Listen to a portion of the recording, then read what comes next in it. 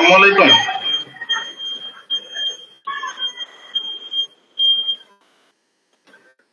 সবাই কি আমার কথা শুনতে পাচ্ছেন? জি স্যার, আসসালামু আসসালামু আলাইকুম। আলাইকুম স্যার। আপনাদের তো বোধহয় ২টা পরীক্ষা শেষ হয়ে গেছে, না? জি স্যার, শুধু আপনারটাই বাকি। তো পরীক্ষার শিডিউল কয়টা থেকে কয়টা পর্যন্ত? ১০টা থেকে একটা, না? না স্যার, ৯টা থেকে ১২টা। ৯টা থেকে ১২টা, না?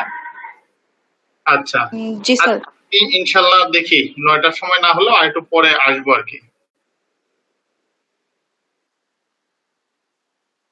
আমি আপনাদের পরীক্ষার হলে থাকার চেষ্টা করব। আর আপনারা তো আগের ২টা পরীক্ষা সবার কেমন হয়েছে? জি স্যার, ভালো দিয়েছি আলহামদুলিল্লাহ। আচ্ছা। আর এটা প্রিপারেশন কি পড়াশোনা করছেন সবাই তো একটু একটু মোটামুটি? এটা পড়তে গিয়ে কি কারো কোনো ধরনের কোনো সমস্যা তৈরি হয়েছে, অথবা কেউ কিছু কোনো প্রশ্ন কারো কি আছে?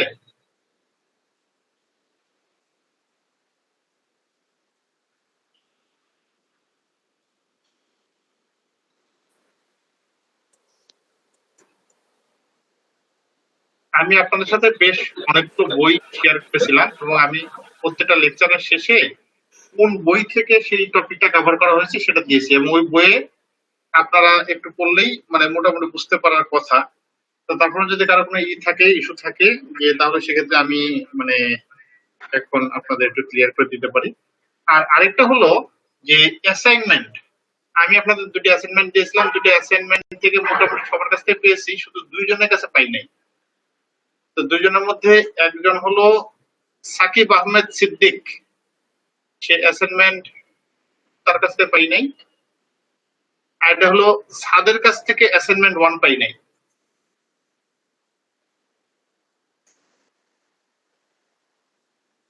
এখন যদিও বেস্ট অফ 3 কাউন্ট করবে, তো অ্যাসাইনমেন্টটা মোটামুটি, আর অ্যাসাইনমেন্ট আইডি দিয়ে দেখলাম যে একই অ্যাসাইনমেন্ট, এটা আমি নাম মেনশন করতেছি না, কিন্তু আমার কাছে সাবমিট করছে যখন, তখন আমি ভিতরে দেখছি একরকম, বাহিরে একরকম। বাহিরে বলতে নেম নেম দেখে দেখলাম যে একই অ্যাসাইনমেন্ট আসছে তো 2 বার ফাইলের নাম, মানে সেম নাম কিন্তু ভেতরে নাম ধাম চেঞ্জ।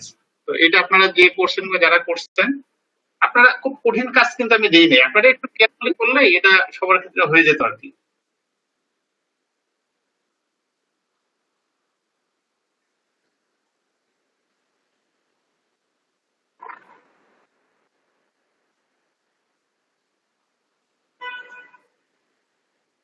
আপনাদের টোটাল কোশ্চেন থাকবে 8টা। 8টা কোশ্চেনের মধ্যে আপনাদের 5টা অ্যান্সার করতে হবে। এক একটার জন্য মোটামুটি 20 মার্ক। 20 মার্কের জন্য একটা কোশ্চেন করাটা বেশ কষ্টকর। অন্যান্য সব জায়গায় বলতে ঢাকা ভার্সিটিতে অথবা অন্য জায়গায় এইসব জায়গায় ক্লাস হয় হলো, এক্সাম হয় 50 মার্কের মধ্যে। সেক্ষেত্রে 10-এর জন্য অ্যান্সার করা মানে, যদিও মানে 100কে আলটিমেটলি 50-এ সম্ভবত কনভার্ট করে নিয়ে আসবে, কিন্তু তারপরেও যেহেতু 20-এর জন্য কোশ্চেন, তাহলে সেক্ষেত্রে আপনারা কোশ্চেন যখন লিখবেন তখন একটু চেষ্টা করবেন একটু ডেসক্রিপটিভ লিখতে, যতখানি সম্ভব।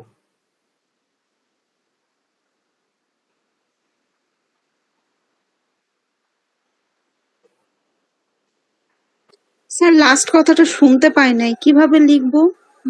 লিখবেন হলো যে, যেহেতু মানে একটা কোশ্চেনের জন্য 20 মার্ক, হয়তো এ বি সি ডি দেয়া থাকবে, তারপর 20-এর জন্য, তো টোটাল 20-এর জন্য একটু আপনারা বড় করে লেখার চেষ্টা করবেন যতখানি সম্ভব। মানে হয়তো অ্যান্সারটা খুব সংক্ষেপে দেওয়া যায়, যদি 3 অথবা 4 মার্ক, 3-4-এর বোধহয় নাই, আমি সম্ভবত সবই বোধহয় 5-6 কিংবা আরো বেশি। তো 5-6-এর জন্য যখন আপনি লিখবেন, 6-এর জন্য লিখলে অ্যাকচুয়ালি মানে 1 পৃষ্ঠা, ফুল 1 পৃষ্ঠার বেশি না লিখলে আসলে আপনাকে মানে কোনো টিচারই 6 দিতে পারবে না আসলে। সেক্ষেত্রে খুব মানে প্রিসাইজ করে ছোট না লিখে একটু ইলাবোরেট করে লিখবেন, ডেসক্রিপটিভ ওয়েতে লিখবেন। আর আমি আপনাদের যে টপিকস টপিকস গুলো কভার করেছি, টপিকস গুলোর মধ্যে আমি আমার ইয়াটা একটু শেয়ার দিই যদি।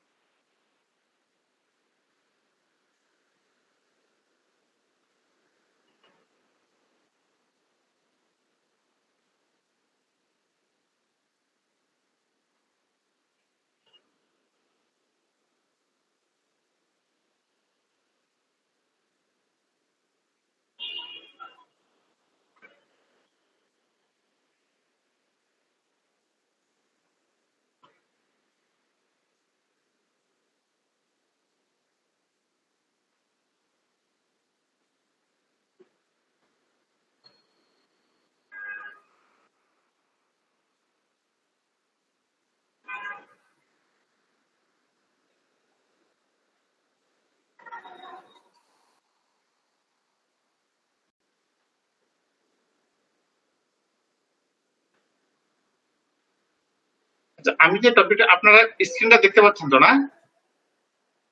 জি স্যার, দেখতে পাচ্ছি। আচ্ছা, এইখান থেকে যদি আপনারা পড়ার বিষয় বলেন তাহলে সেক্ষেত্রে আমি অনেক বিষয় বলেছি। এই যেমন এখানে একেবারে প্রথমে টার্মিনোলজি, যেগুলো বিভিন্ন জায়গায় আমরা দেখেছি যে বিভিন্ন ইয়াতে লাগে। অ্যাকচুয়ালি আমরা এই যে এই কোর্সের মধ্যে, সম্পূর্ণ কোর্সে যে টপিক গুলো কভার করেছি তার মধ্যে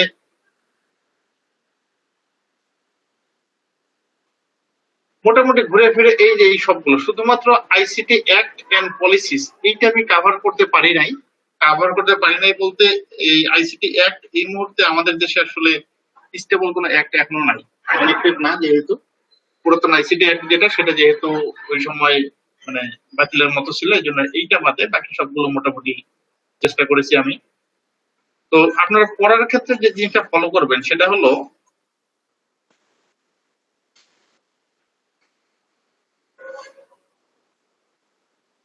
এক নম্বর টপিক কিন্তু এইখান থেকে শুরু, অ্যাকচুয়ালি এখান থেকে শুরু, প্রিন্সিপাল অফ সাইবার সিকিউরিটি। সেক্ষেত্রে এই এইগুলো হয়তো ডিরেক্ট কোথাও জিজ্ঞাসা এমনি ডিরেক্ট করবে না, বাট অন্য কোথাও থেকে রেফারেন্স হিসেবে কিন্তু আপনাদের জিনিসগুলো না জানলে আপনারা অ্যান্সার করতে পারবেন না। সো এটা একটা।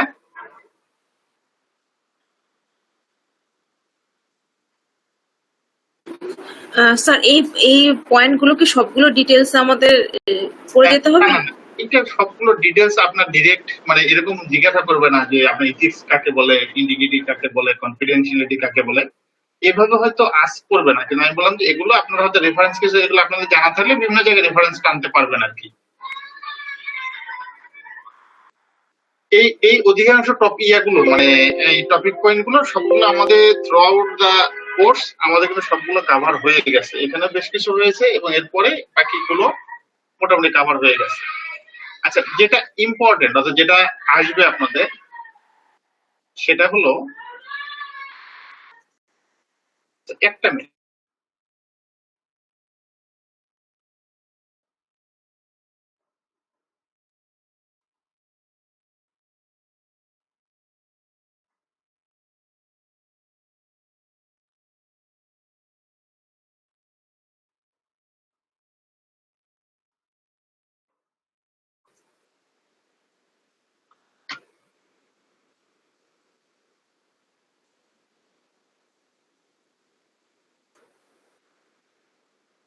যেটা বলছিলাম এখান থেকে অ্যাকচুয়ালি আসার মতো অথবা কোশ্চেন করার মতো জায়গা হলো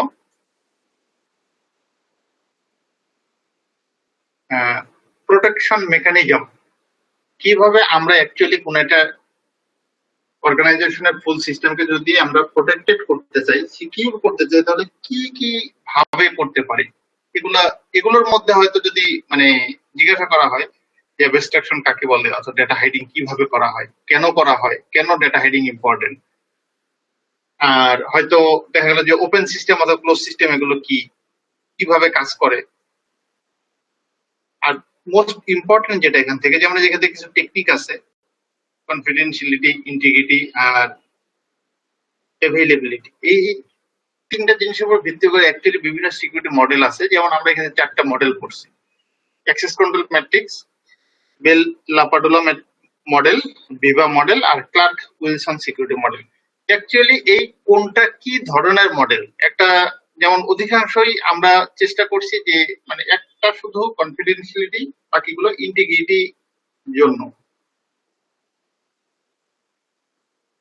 এইখান থেকে যেমন 4টার মধ্যে যে কোনো একটা মডেল হয়তো থাকতে পারে, এটি আপনার এক্সামে যে একটা মডেল যদি ব্যাখ্যা করতে বলে, যেটা আমি বলছিলাম যে যদি কোনো একটা মডেলকে ব্যাখ্যা করতে বলে তাহলে সেক্ষেত্রে মিনিমাম মিনিমাম 1 পৃষ্ঠা অথবা 1.5 পৃষ্ঠা একটু একটা ছবি দিয়ে সুন্দর করে এক্সপ্লেন করে লিখলে এটা মানে বেশ হবে আর কি। সাপোজ যেমন যে এই মডেল অথবা যে দুটা মডেল খুব কাছাকাছি মডেল, ভিভা মডেল আর বেল লাপাডুলা মডেল, যে কোনো একটা মডেল যদি আপনি এক্সপ্লেন করেন শুধু এইটুকু লিখে দিলে সেক্ষেত্রে হয়তো ফুল মার্ক মানে কোনো টিচার দিবে না আর কি। দিবে না বলতে অ্যাকচুয়ালি যে এটা কিভাবে কাজ করে সেটাই আমি বললাম যে আমি যে প্রেজেন্টেশন গুলো আপনাদের সাথে শেয়ার করেছি সেগুলোতে দেখবেন যে বেশ কিছু নোটস আছে, নোটস গুলো আপনারা একটু দেখে যাবেন।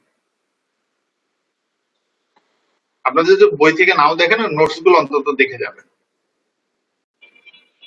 এখান থেকে সিকিউরিটি প্রিন্সিপাল,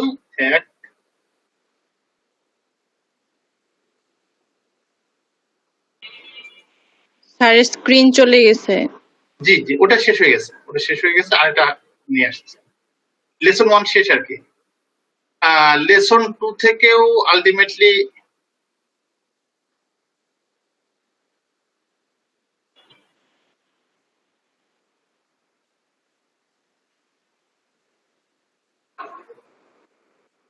আচ্ছা, লেসন 2 এর মধ্যে যেটা ছিল সেটা হলো cyber threat and attack. Cyber threat and অ্যাটাকের মধ্যে আমরা দেখছিলাম যে ডিফারেন্ট টাইপের অ্যাটাক আছে। এই আউটসাইড থেকে অথবা ইনসাইড থেকে কি কি ধরনের অ্যাটাক হয়, এই ডিফারেন্ট টাইপ অফ অ্যাটাকারের কোন অ্যাটাকার কি ধরনের মানে সিস্টেমের জন্য হার্ম অগার করতে পারে অথবা আসলে কি ধরনের হয়, এইটা কিন্তু যে এখানে আছে দেখেন কোন ধরনের থ্রেট, এটার এক্সাম্পল আছে। আপনাদের যদি কোনো কিছু বলতে হয় তাহলে আপনারা এই রেফারেন্সটা একটু দিবেন যে এই ধরনের থ্রেট আছে, এই থ্রেট এই অ্যাক্টরের মাধ্যমে এই ধরনের কাজগুলো করতে পারে অথবা করে। ডিফারেন্ট টাইপের অ্যাটাক আছে এবং অ্যাটাকের চেয়ে অ্যাটাক প্রিভেনশন আমাদের ক্ষেত্রে ছিল হলো যে যেহেতু risk management, cyber security and risk management, cyber security secure কিভাবে করা যাবে, তাহলে সেক্ষেত্রে অ্যাটাকের ধরনগুলো সম্বন্ধে চেয়ে অ্যাটাকটা কিভাবে মিটিগেশন করা হয় সেই ক্ষেত্রে আমরা যেটা দেখছি যে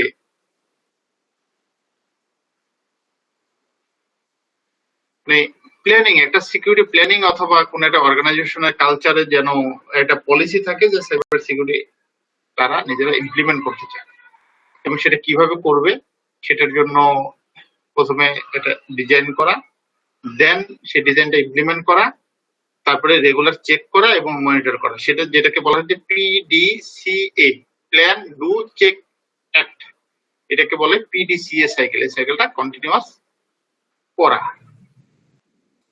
এছাড়া আরেকটা খুব চমৎকার জিনিস আপনাদের দেখানো হয়েছে, মানে ফুল দেখানো হয় নাই, এটা হলো স্যার এই যে পিডিসি এর যে এই যে এখানে ছকটা যেটা হ্যাঁ এরকম এটা এই ফিগারটা কিভাবে মানে আমাদের ফিগার হিসেবে শিখতে হবে নাকি এটা এক্সপ্লেইন না করা? না না, এইটা একটা পুরোটা ফিগার হিসেবে শিখতে হবে না। এটা ফিগার হিসেবে শিখতে হলে যে এই জিনিস পড়ে আসলে এটা আসলে আপনাদের আন্ডারস্ট্যান্ডিং এর জন্য দেয়া।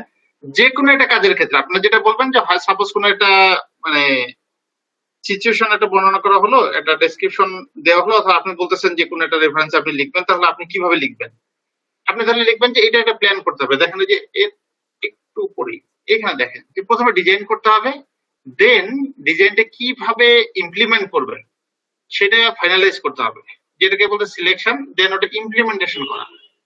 ইমপ্লিমেন্টেশন করার পরে জিনিসটা অ্যাকচুয়ালি কাজ করতেছে না করতেছে কিনা, সাপোজ কোন একটা ফায়ারওয়াল কোন একটা কোম্পানিতে লাগাবে, কেন একটা ফায়ারওয়াল সেট আপ করবে, তাহলে প্রথমে ফায়ারওয়ালের দরকারটা কি অর্থাৎ নেসেসিটিটা কি, তাহলে সেটা প্রথমে বলে যে আমাদের এই প্রবলেম মিটিগেট করার জন্য আমরা এই ফায়ারওয়ালটা এখানে দিব, তাহলে আমাদের প্রবলেমটা মিটিগেট হবে।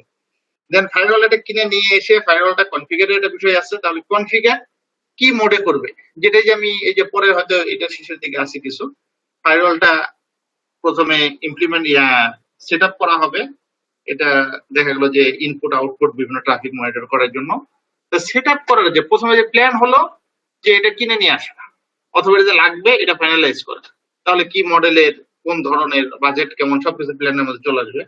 আর ডু এর মধ্যে চলে আসবে যে এটা সেট আপ করা এবং এটা যে কাজের জন্য মনিটরের জন্য করা, সাপোজ ইগ্রেস অথবা ইনগ্রেস মানে বাইরে থেকে ভেতরে, ভেতর থেকে বাইরে কারা যাবে কারা আসবে, কি ধরনের ট্রাফিক আসবে, কোন অ্যাপ্লিকেশন মনিটর করা হবে কিনা, এই সবগুলো জিনিস কনফিগার করা। দেন এটা কনফিগার প্রপারলি হয়েছে কিনা সেটা চেক করা, দেন কন্টিনিউয়াস মনিটর করা যে কাজটা হচ্ছে কিনা। যে কোনো কিছুর ক্ষেত্রে হতে পারে। যেটা বলছিলাম যে এটাই হলো, এইটা যে কাজে আছে সেটা হলো যে একটা ISO 27001 এর ক্ষেত্রে এটা কিভাবে কাজ করে সেক্ষেত্রে একটা স্টেপ সহ এগুলো দেয়া আছে। দেখেন ISO 27001 এর ক্ষেত্রে অনেকগুলো, আমি বলছি যে এখানে টোটাল প্রায় এখন 84 কন্ট্রোল আছে, 84টা কন্ট্রোল আছে। কন্ট্রোল বলতে এইটা হলো যে কোনো একটা কাজের ক্ষেত্রে কি কি কনসিডার করতে হবে। সাপোজ পাসওয়ার্ড, কোন একটা প্রতিষ্ঠানের ক্ষেত্রে যদি একটা মানে শেয়ার্ড পাসওয়ার্ড কোথাও ব্যবহার করা যাবে না, পাসওয়ার্ডের পলিসি যদি হয়, পাসওয়ার্ড পলিসি অর্থাৎ শুধু পাসওয়ার্ড পলিসি, এটা হলো একটা কন্ট্রোল। এরকম 84 কন্ট্রোলস আছে। সব কন্ট্রোল সব প্রতিষ্ঠানের জন্য না, কিন্তু যে প্রতিষ্ঠানের জন্য যে কন্ট্রোল গুলো সেই প্রতিষ্ঠান যেন সেই কন্ট্রোলের পুরোটাই যেন ইমপ্লিমেন্ট করে। কোনো কন্ট্রোল যদি আমার উপরে অথবা আমার প্রতিষ্ঠানের উপরে ইমপ্লিমেন্টেবল হয়, আর আমি যদি ইমপ্লিমেন্ট করতে গিয়ে যদি 30% 40% করি, তাহলে সেক্ষেত্রে আমি আমার ডিজায়ার্ড যে রেজাল্ট সেটা আমি পাবো না, সেক্ষেত্রে ফুললি করতে হবে। এবং সেটা আমি কিভাবে করব, সেটা আমি সেইটা করবো ইমপ্লিমেন্টেশন করার সময়, তখন পিডিসিএ আমি একটু করবো যেন প্রথম প্ল্যান করি, দেন ওটা ইমপ্লিমেন্ট করি, দেন চেক করি, দেন অ্যাক্ট করি।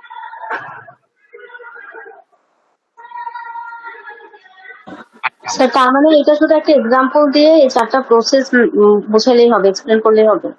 জি জি জি জি এক্স্যাক্টলি।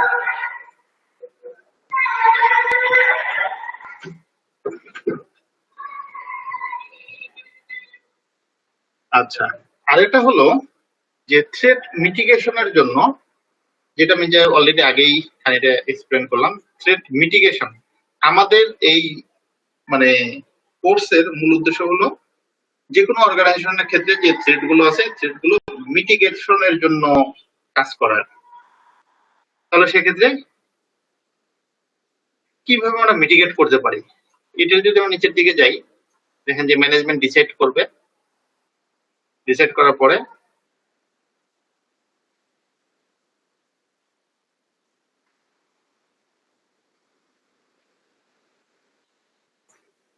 আচ্ছা এখানে হলো কি জন্য সে করবে, প্রথমে সে এখানে যদি আপনারা দেখেন প্রয়োজন মিটিগেশনটা।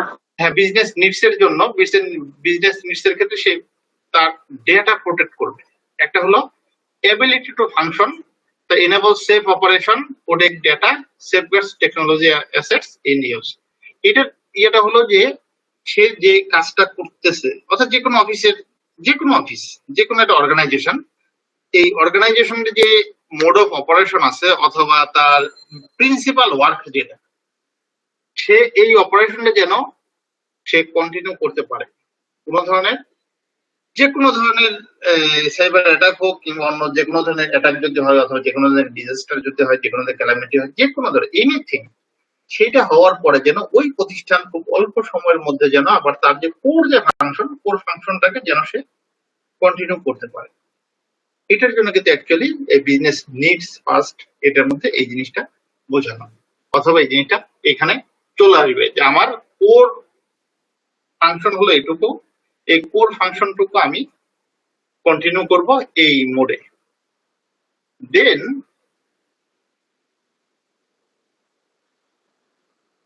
কিভাবে করবে, যদি এটা হয় তাহলে যে সবগুলো আলাদা আলাদাভাবে বলা আছে। এর নিচে আপনারা দেখেন যে আমরা যেখানে দেখছি, অথবা এই কোর্সের যে আউটলাইন ছিল তার মধ্যে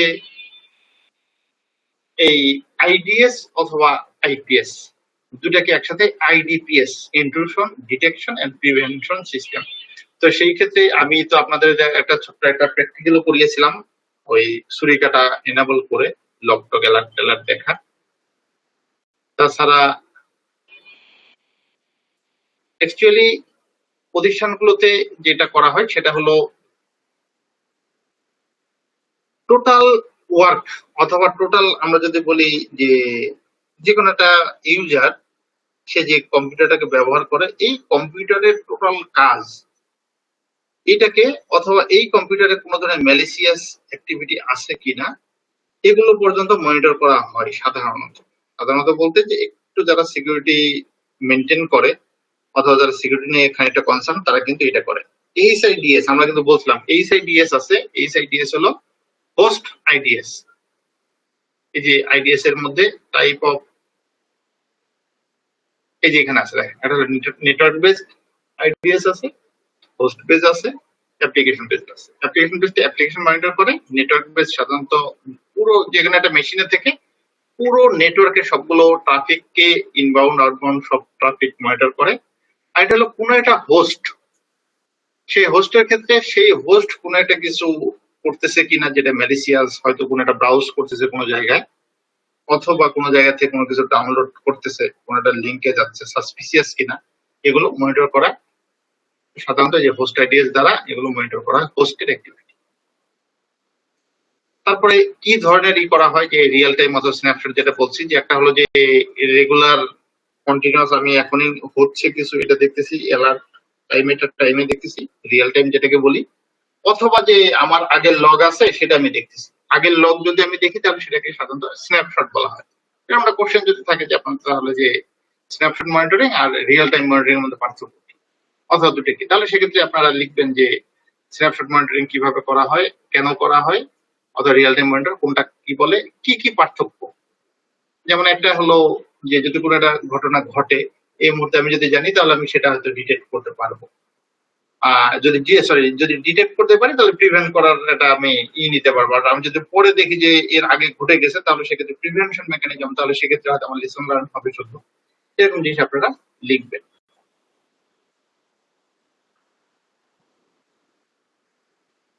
যেমন অলরেডি 3টা জিনিস আছে। দেন এইচআইডিএস অথবা এইচআইপিএস এগুলোর কি কি সুবিধা অসুবিধা। দেখেন এখানে মানে অনেক কিছু পড়তে হবে এরকম না, কিন্তু যদিও স্লাইডের সংখ্যা বেশি। এই আমাদের তাহলে সিকিউরিটির জন্য আইডিএস আইপিএস এটা গেল। আরেকটা আমরা পড়ছিলাম কি আইডিএস আইপি, আচ্ছা আইডিএস আইপিএস পড়ছি। এরপরে পড়ছি ফায়ারওয়াল। ফায়ারওয়ালটা পড়ছি হলো সম্ভবত একেবারে নিচে, এইটাতে সম্ভবত ফায়ারওয়াল নাই। হ্যাঁ এটাতে ফায়ারওয়ালটা আমরা আরেকটা জায়গায় কভার করছি এরপরের ক্লাসে। ফায়ারওয়াল লেসন 3 তে, লেসন 3 তে ফায়ারওয়াল। জি আচ্ছা, লেসন 3 তে হলো ফায়ারওয়াল। জি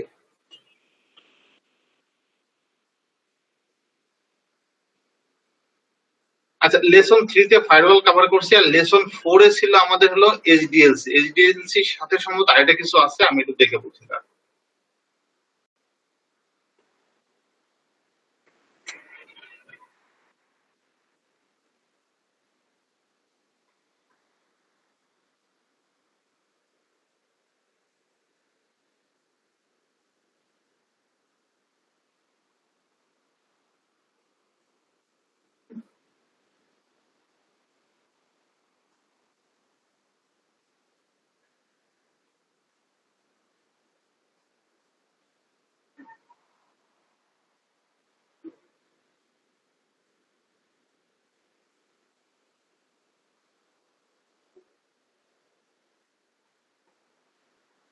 আচ্ছা, এইচডিএলসির মধ্যে আমরা যেটা অ্যাকচুয়ালি কভার করছি সেটা হলো যে সিস্টেম ডেভেলপমেন্ট লাইফ সাইকেলের মধ্যে সিকিউরিটি কোন জায়গাটা ফোকাস করে।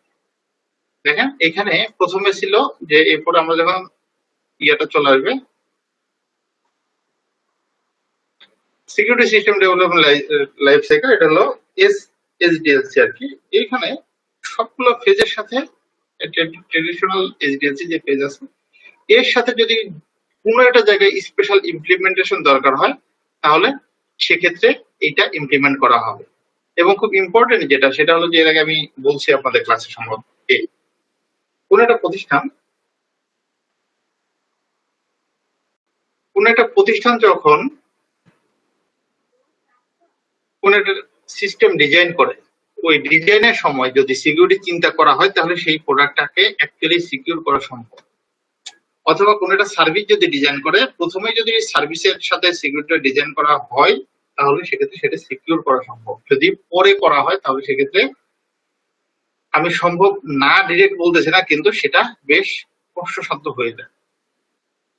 সেটা কিভাবে হয় যে আমরা মানে প্রথম থেকে যখন উইন্ডোজের ব্যবহার যারা আমরা করি প্রথম থেকে যখন উইন্ডোজ ইনস্টল করতাম তখন এক ধরনের বিহেভিয়ার ছিল, এখন আরেক ধরনের বিহেভিয়ার বলতে যেমন আমরা জানি লোকেশন, প্রাইভেসি, ক্যামেরা, তারপরে নেটওয়ার্কে কানেক্ট করতে চাই কিনা, এগুলো সব কিন্তু আমাদের কন্টিনিউয়াস জানতে চাই। এবং যদি কোনো ধরনের কোনো সেটিংসে আমরা নিজেরাও চেঞ্জ করি এটা খানিকক্ষণ পর পর কিন্তু আমাদের নোটিফিকেশন করে যে আমার এই প্রাইভেসির এই পার্টটা এনাবল আছে, ওই পার্টটা এনাবল আছে, আমি নোটিফিকেশন চাই কিনা। তো অধিকাংশ ক্ষেত্রে যেটা খুব ইম্পর্টেন্ট যেটা এখানে কিংবা এরপরে আমি বলছিলাম যে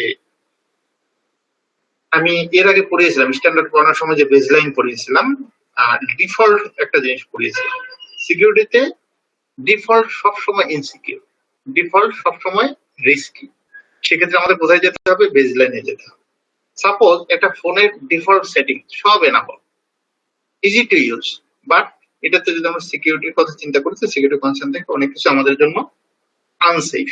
তো সেক্ষেত্রে এই জিনিসটা আপনি একটু মেনশন করবেন যে কোনো কোশ্চেনে যদি আসে, এবং আপনারা যতখানি সম্ভব ইনফরমেশন লিঙ্ক করে লেখার চেষ্টা করবেন। এইচডিএলসি তে খুব বেশি কিছু আসলে পড়ার নাই। আর একটা হলো এরপরে দুটো ক্লাসে আমরা রিস্ক ম্যানেজমেন্ট পড়ছি। প্রথম ক্লাসে পড়ছি রিস্ক ম্যানেজমেন্ট আর দ্বিতীয় ক্লাসে পড়ছি রিস্ক ম্যানেজমেন্ট ফ্রেমওয়ার্ক।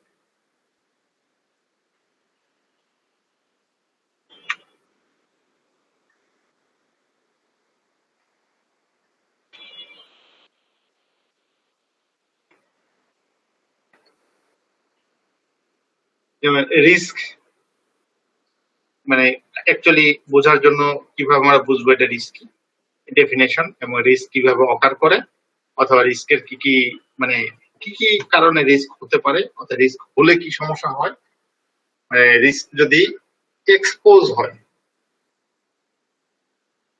যেমন আমরা যদি বলি কোন একটা যে কোনো একটা, যেমন আমরা যারা যে গাড়ি নিয়ে বাইরে যাই, দেখা গেল যে আমি একটা প্রাইভেট কার নিয়ে যাচ্ছি, একটা স্পেয়ার চাকা নিয়ে যাই। কেন স্পেয়ার চাকাটা হলো যদি কোনো একটা চাকা যে কোনো জায়গায় সমস্যা করে তাহলে আমরা যেন ইনস্ট্যান্ট ওইখান থেকে কাছাকাছি গ্যারেজ পর্যন্ত যেতে পারি। তাহলে একটা রিস্ক আমরা জানি, নোন রিস্ক, এটা আমরাকে অ্যাভয়েড করার জন্য অথবা মিটিগেট করার জন্য যে কোনো ধরনের একটা মেজার নেই।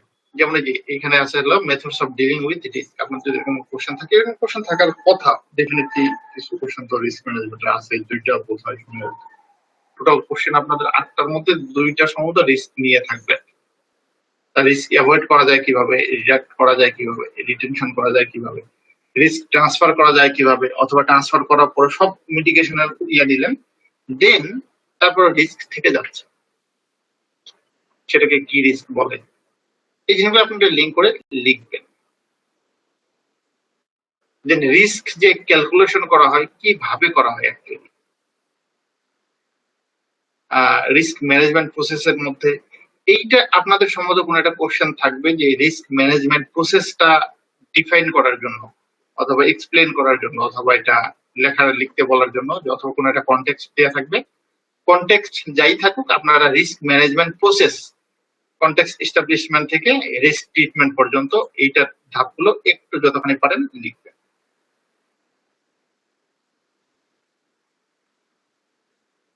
দেন হলো যে রিস্ক, আসলে রিস্ক দুটো জিনিসের উপর ডিপেন্ড করে, একটা হলো রিস্কের লাইকলিহুড কত সময় পর পর হয়, আর এবং ইম্প্যাক্ট কত থাকে।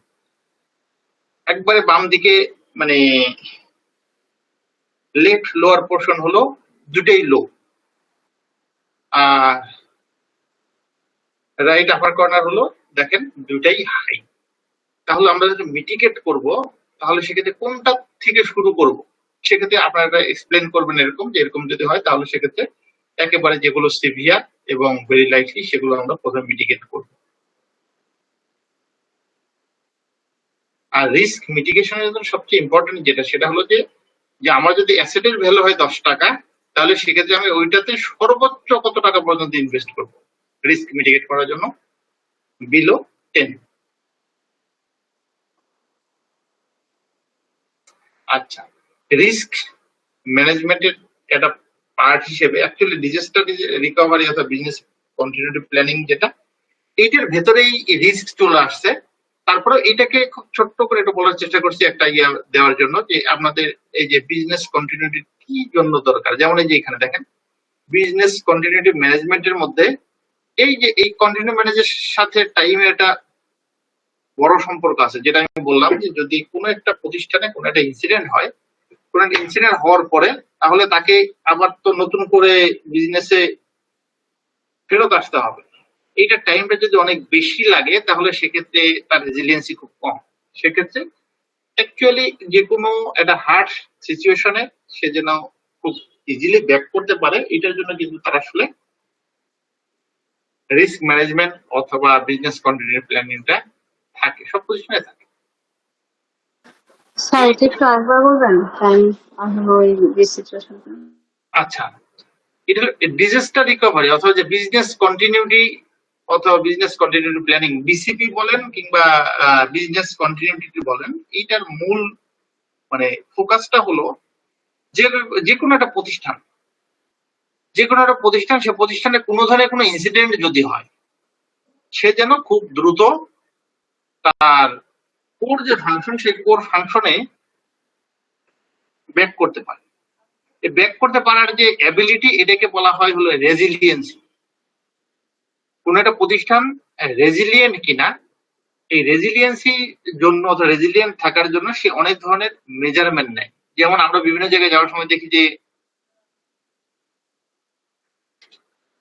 অনেক ফিলিং স্টেশনে আপনারা দেখবেন যে এখন যদিও খানিকটা চেঞ্জ হয়েছে বলতে লাইনের গ্যাস থেকে ওরা দেয়, তারপরেও যেগুলো দেয় আপনি দেখবেন যে ওইখানে বিভিন্ন ধরনের কৌশল লেখা আছে যে এইখানে ধূমপান নিষেধ, তারপর বালি রাখা আছে, পানি রাখা আছে, দেন এই আশেপাশে সব জায়গায় পরিষ্কার রাখা আছে, যেন যে কোনো ধরনের কোনো বিপদ যদি ঘটে তাহলে মিটিগেশনের জন্য মিনিমাম যে রিকোয়ারমেন্ট অথবা মিনিমাম যে মেজারমেন্ট সেটা কিন্তু তারা নিয়ে রাখে। এবং যদি কখনো কোনো জায়গায় অথবা যে কোনো অফিসে দেখবেন ফায়ার এক্সটিংগুইশার নিয়ে রাখে, দেখবেন যে প্রত্যেক বছরে ফায়ার এক্সটিংগুইশার গুলো চেঞ্জ করে প্রত্যেক অফিসে, অধিকাংশ অফিস, কিন্তু এগুলো কোনো কাজ নাই। প্রত্যেকটা অফিস ফায়ার ফাইটিং সিস্টেমের পেছনে বেশ ভালো টাকা খরচ করে যেটার অ্যাকচুয়ালি ডিরেক্ট কোনো আউটপুট নাই। এবং দেখবেন যে কোনো অফিসে গত 10 বছর আগুন লাগে নাই, অধিকাংশ অফিসে হয়তো দেখা গেলো যে, কিন্তু যদি একটা দুটো অফিসে কখনো যদি কোনো দুর্ঘটনা ঘটে তাহলে ওইটা সেফগার্ড হিসেবে অ্যাকচুয়ালি কাজ করে। তাহলে রিস্ক মিটিগেট করার জন্য আপনি যে মেজারমেন্ট নিলেন এটা যে কন্টিনিউয়াস কাজে লাগবে এরকম নাও হতে পারে, কিন্তু এই জিনিস যদি না থাকে এবং আপনি যদি ওই সময় ওই জিনিস অকার করে, ওই ইনসিডেন্ট যদি হয় তাহলে সেক্ষেত্রে আপনি কিন্তু সেটার ট্যাকেল করতে পারবেন না। সেক্ষেত্রে আপনার প্রিপারেশন আমি বললাম যে ফায়ার এক্সটিংগুইশার রাখাটা, এটা রেগুলার আপডেট করা, এটা হলো প্রিপারেশনটা রাখতে হবে। সেটাই এখানে বলা আছে, দেখেন প্ল্যানিং, প্রিপারেশন এন্ড টেস্টিং। দেন এই জিনিসটা আপনি যদি প্রপারলি করেন এর পরের ধাপটুকু আপনি ইজিলি করতে পারবেন, ইনসিডেন্ট ম্যানেজমেন্ট। তারপর একটা বড় ইনসিডেন্ট যদি হয় তাহলে সেক্ষেত্রে কিন্তু ম্যানেজ করাটা অনেক ক্ষেত্রে অনেক ইনসিডেন্ট আমরা দেখছি যে ইনসিডেন্ট হয়তো কোনো একটা ব্যক্তির ইনসিডেন্ট ছিল, সেটা পরে রাষ্ট্রীয় ইনসিডেন্ট হয়ে গেছে। ওই বিভিন্ন জায়গায় যদি আগুন লাগে অথবা বিভিন্ন জায়গায় যদি মানে বড় ধরনের দুর্ঘটনা ঘটে তাহলে সেক্ষেত্রে এরকম ক্রাইসিস হয়।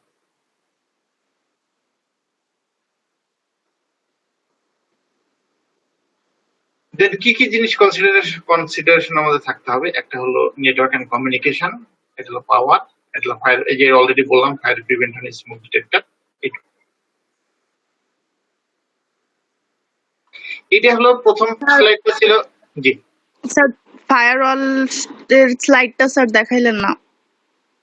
ও ফায়ারওয়াল, আচ্ছা ফায়ারওয়ালের স্লাইড দেখাই নাই, আচ্ছা ফায়ারওয়ালের পরে আসতেছি। আর এটা হলো এই যে রিস্ক ম্যানেজমেন্ট ফ্রেমওয়ার্কটা, মানে রিস্ক ম্যানেজমেন্টের উপরে রিস্ক ম্যানেজমেন্টের আইডিয়া দিয়ে রিস্ক কিভাবে ক্যালকুলেট করে এইটা, আর রিস্ক ম্যানেজমেন্ট ফ্রেমওয়ার্কের মাধ্যমে অ্যাকচুয়ালি রিস্কটাকে ম্যানেজ করা হয়।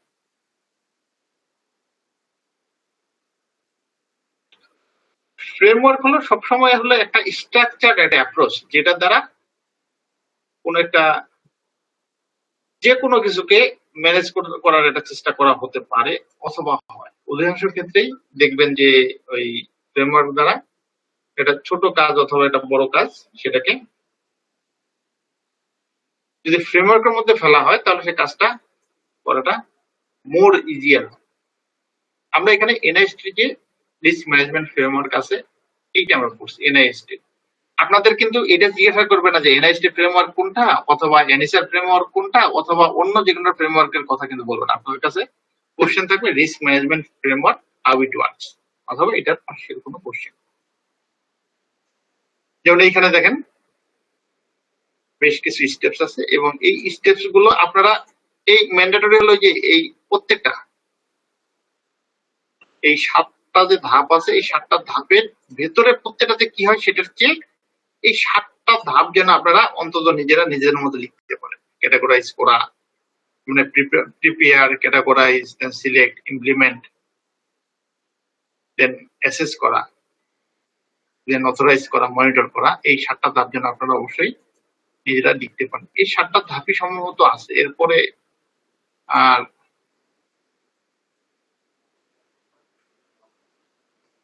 হ্যাঁ এই 7টা ধাপ অথবা হ্যাঁ ওই 7টা অথবা 8টা ধাপ। জি, এর বাইরে সম্ভবত আর কিছু খুব বেশি কিছু নাই। হ্যাঁ এই 8টা ধাপ শেষ।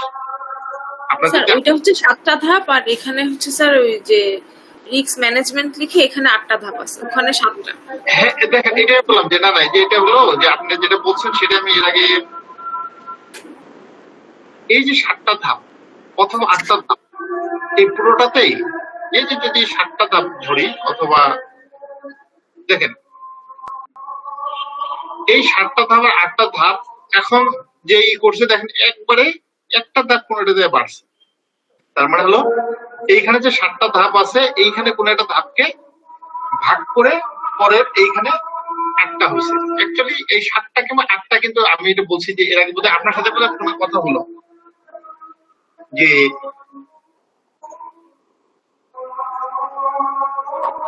এটা দুইটা জায়গা থেকে যখন আমরা নেই যে কোনো জায়গায় মানে একটা ফ্রেমওয়ার্ক কিভাবে কাজ করে এটা হলো একবারে টপ টু বটম। আপনি যদি দেখেন কোন একটা কনটেক্সট এস্টাবলিশমেন্ট করা, দেন এটাকে ইমপ্লিমেন্টের পরে অ্যাসিওর করা, দেন মনিটর করা।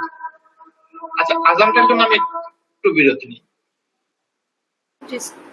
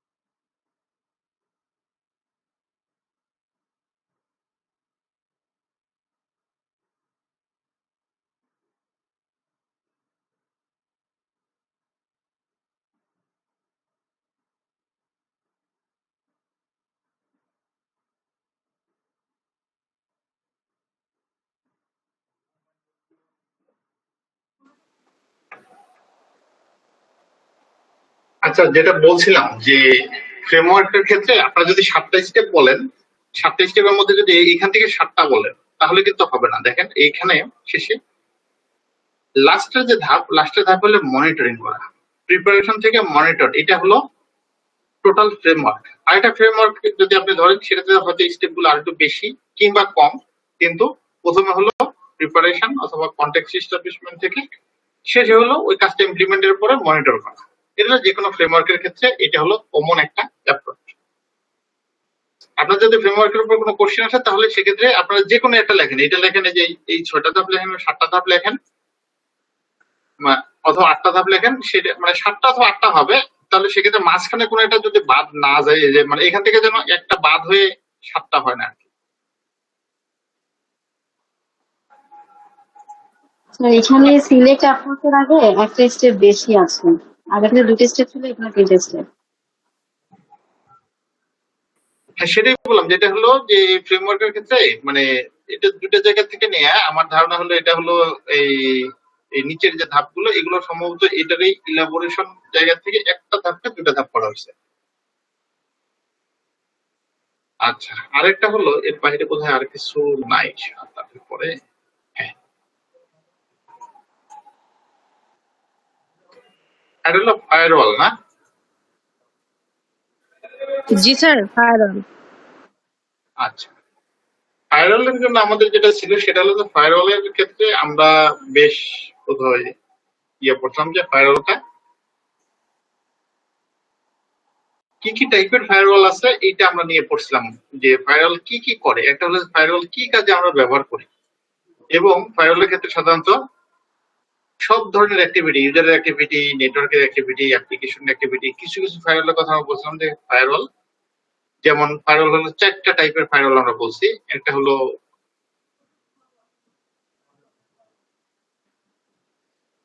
প্যাকেট ফিল্টারিং ফায়ারওয়াল, দেন প্যাকেট ফিল্টারিং মানে ডিরেক্ট প্রত্যেকটা প্যাকেট বাই প্যাকেট ক্যাপচার করে অথবা প্যাকেট বাই প্যাকেট অ্যানালাইসিস করে কাকে ঢুকতে দিবে কাকে ঢুকতে দিবে না, এরকম মানে পাস করতে দিবে নেটওয়ার্কের বিরুদ্ধে অ্যাকচুয়ালি।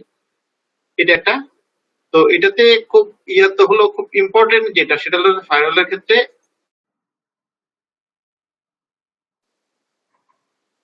ডিফল্ট হলো ডিনাই। ফায়ারওয়ালের লাস্টের রুল হলো ডিফল্ট হলো ডিনাই। আপনি যদি প্রথমে এলাউ করেন, এলাউ করার পরে আপনি ওটাতে অ্যাক্সেস করতে পারবেন। যদি একটা ফায়ারওয়াল বাজার থেকে কিনে নিয়ে এসে আপনি যদি মানে অন করেন, নেটওয়ার্কে লাগান, দেন আপনি কোনো ধরনের কোনো অ্যাক্সেস পাবেন না, কারণ বাই ডিফল্ট প্রত্যেকটা জিনিস দেখেন, এটা সোর্স অ্যাড্রেস যাই হোক, ডেস্টিনেশন অ্যাড্রেস যাই হোক, প্রোটোকল যাই হোক, ডেস্টিনেশন পোর্ট যাই হোক, এটা সম্পূর্ণ অ্যাকশন কি ডিনাই। সো আপনাকে ইউজ করতে হলে প্রথমে পারমিশনটা দিয়ে আসতে হবে। আর এটা বলছেন প্যাকেট ফিল্টারিং, এটা হলো স্টেটফুল ইনস্পেকশন। স্টেটফুল ইনস্পেকশনের ক্ষেত্রে একটা যে স্টেট টেবিল থাকে, যে স্টেট টেবিলে মানে প্রথমে কোথায় থেকে শুরু হচ্ছে এবং শেষে ঘুরে আসলো কোথায় থেকে, এটা পুরো স্টেটটা পাওয়া যায়। আর এটা হলো অ্যাপ্লিকেশন লেভেলের, আর এটা হলো সার্কিট লেভেল। এই চারটেই সম্ভবত আমি পড়িয়েছি। আর এর বাইরে আরো কিছু ফায়ারওয়াল আছে, যেমন যে host based firewall, personal firewall. খুব ইম্পর্টেন্ট যেটা, সেটা হলো সাধারণত ফায়ারওয়াল আমরা যদি আমাদের অর্গানাইজেশনে অ্যাড করি তাহলে কোথায় রাখবো। সাধারণত অফিসগুলোতে একটা ফায়ারওয়াল যদি থাকে, একটা ফায়ারওয়াল থাকে তাহলে এই পজিশনে বসানো হয়। দেখেন এই বাউন্ডারি রাউটার যেটা আছে, বাউন্ডারি রাউটার তো খুব কমন একটা জিনিস লাগে, এই জন্য যে ইন্টারনেট থ্রুতে আপনি যখন কথা বলবেন, আপনার ইন্টারনাল আর এক্সটার্নাল দুই টাইপের নেটওয়ার্ক, এর জন্য রাউটার একটা কমন মিডিয়াম। অনেক ক্ষেত্রে এই রাউটারটাই মানে কিছু কিছু রাউটার থাকে যেটাতে ফায়ারওয়ালের ক্যাপাবিলিটি থাকে, অথবা কিছু ফায়ারওয়ালের মধ্যে রাউটারের ক্যাপাবিলিটি থাকে, অথবা দুটো একসাথে থাকে। সেক্ষেত্রে এইখানে একটা ম্যান্ডেটরি রাউটার থাকে, প্লাস যদি একটাই ফায়ারওয়াল থাকে তাহলে এখানে, যদি কারো দুইটা থাকে তাহলে দেখেন একটা ফায়ারওয়াল সে ইন্টারনাল আর এক্সটার্নাল করে, এক্সটার্নালটাকে আলাদা করে ফেলছে এবং ইন্টারনালকে আলাদা করে ফেলছে। এখন দুইটা ফায়ারওয়াল মাঝখানে একটা জোন আছে, এটাকে বলে হলো ডিএমজি, ডিমিলিটারাইজ জোন। আপনার ওখান থেকে ইন্টারনাল নেটওয়ার্কে কেউ আসতে পারবে না, ফায়ারওয়ালের রুলস ছাড়া আসতে পারবে না, এবং এখান থেকে কেউ যেতে পারবে না। এবং একই সাথে বাইরে থেকে ইন্টারনেটের থ্রুতে যখন কেউ আসবে তাহলে সেখানে শুধুমাত্র লেজিটিমেট ইউজার রিকোয়েস্ট করতে পারবে, কিন্তু ইউজার কোনো কিছু হয়তো পুশ করতে যদি চায় তাহলে পারবে।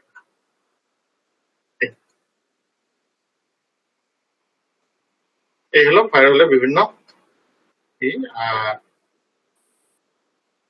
একটা ছোট্ট একটা জিনিস আছে হলো ভিপিএন অবশ্য আমরা ব্যবহার করি সাধারণত আলাদা পারপাসে, তো এটার মধ্যে চলে আসছিল হয়তো যে মানে দুইটা ভাবে ভিপিএন হয়, একটা হলো সাইট টু সাইট ভিপিএন, আর এটা হলো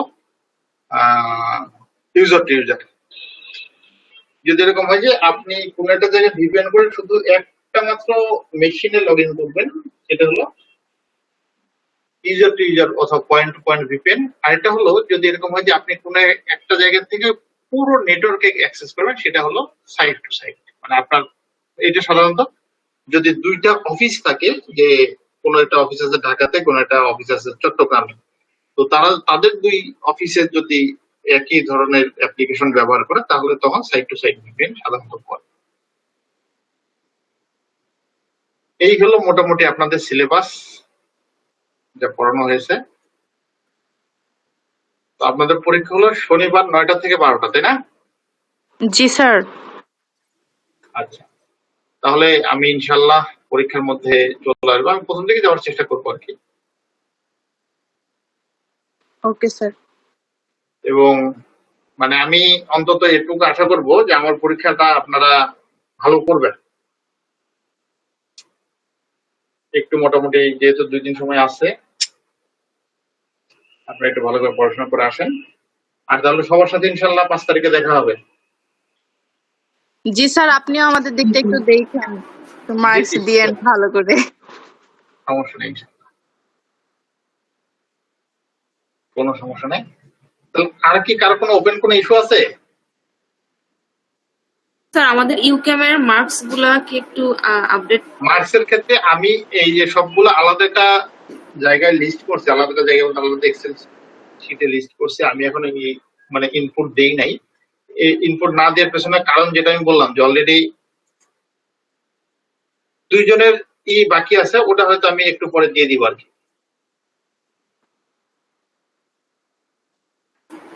আমি এই যে আরেকটু স্যার পরে- লেসন 7 তো পড়তে হবে না।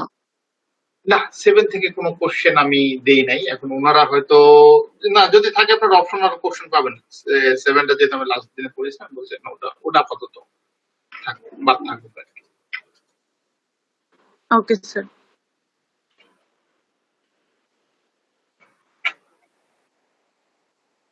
ঠিক আছে, তাহলে ভালো থাকবেন সবাই, দেখা হবে ইনশাল্লাহ। ইনশাআল্লাহ দোয়া স্যার। করবেন আমাদের জন্য স্যার।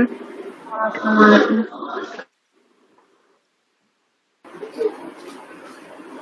আসসালামু আলাইকুম স্যার।